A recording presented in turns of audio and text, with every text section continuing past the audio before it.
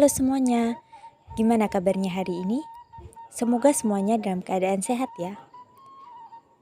Pada hari ini kita akan membahas materi mengenai bioteknologi, mulai dari pengertiannya, jenisnya, contoh produknya, dan proses pembuatannya. Yuk, mari kita simak. Bioteknologi. Apa itu bioteknologi? Jadi, bioteknologi ini adalah pemanfaatan mikroorganisme seperti bakteri, ragi, dan jamur yang telah dirancang untuk menghasilkan suatu produk atau komoditas dalam memenuhi kebutuhan dan kesejahteraan manusia. Bioteknologi ini dibagi menjadi dua, ada bioteknologi konvensional dan ada bioteknologi modern.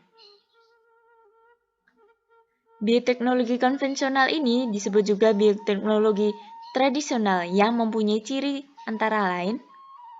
Yang pertama baru ditemukannya sejak 6.000 tahun sebelum Masehi. Memanfaatkan mikroorganisme secara langsung. Prinsip kerjanya menggunakan fermentasi.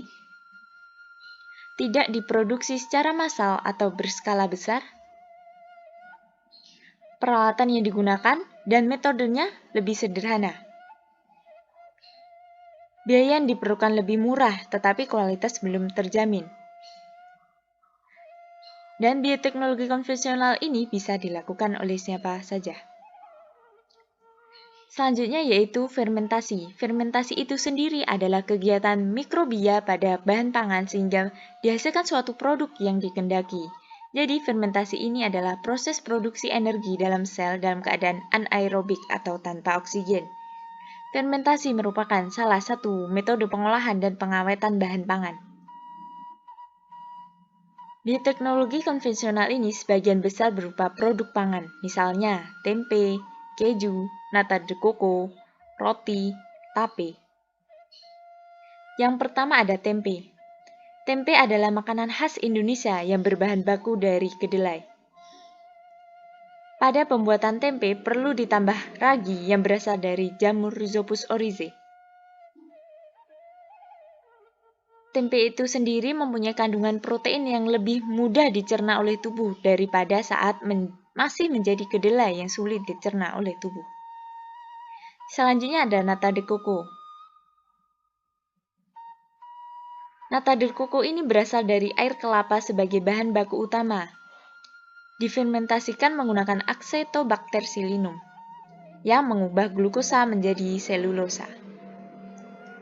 Yang ketiga ada roti. Roti menggunakan bakteri Saccharomyces cerevisiae.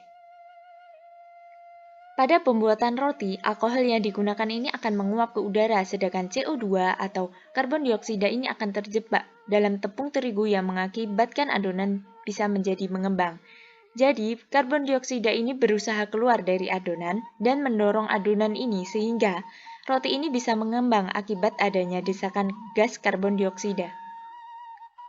Selanjutnya ada keju.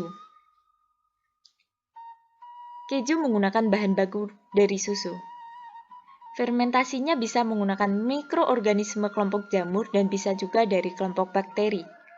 Jika berasal dari kelompok jamur, ada Panicillium recurventi dan Panicillium camemberti. Dan untuk kelompok bakteri ada Lactobacillus lactis dan Lactobacillus plantarum. Selanjutnya ada tape.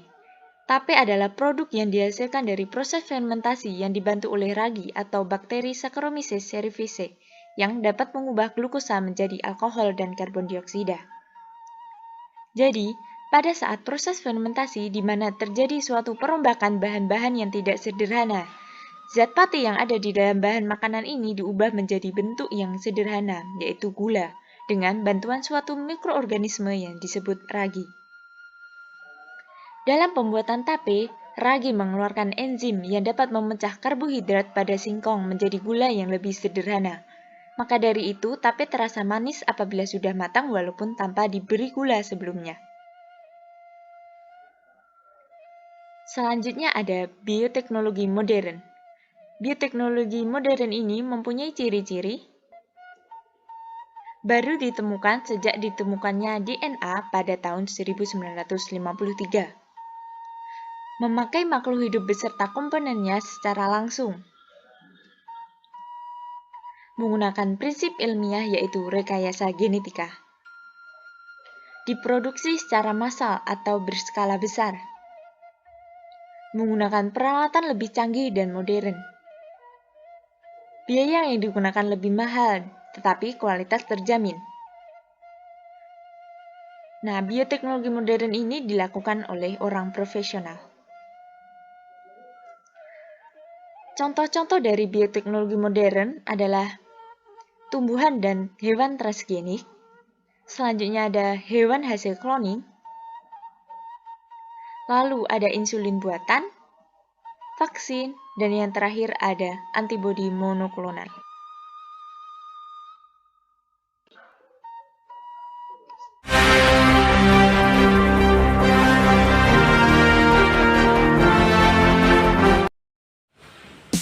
Alat-alat yang digunakan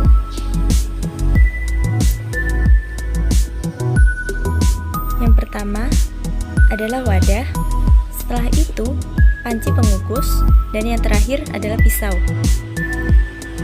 Untuk bahan-bahan yang digunakan, yang pertama ada singkong, yang kedua ada ragi tape.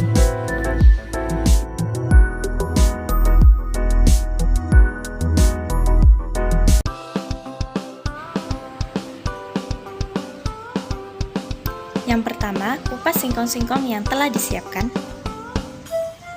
Lalu, cuci bersih singkong-singkong yang telah dikupas. Siapkan pengukus. Masukkan singkong-singkong yang telah dikupas ke dalam pengukus dan tunggu hingga matang.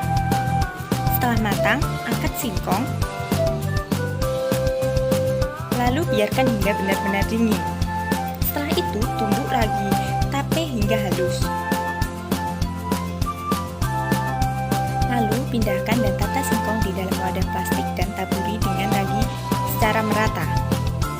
Simpan selama 2-3 hari.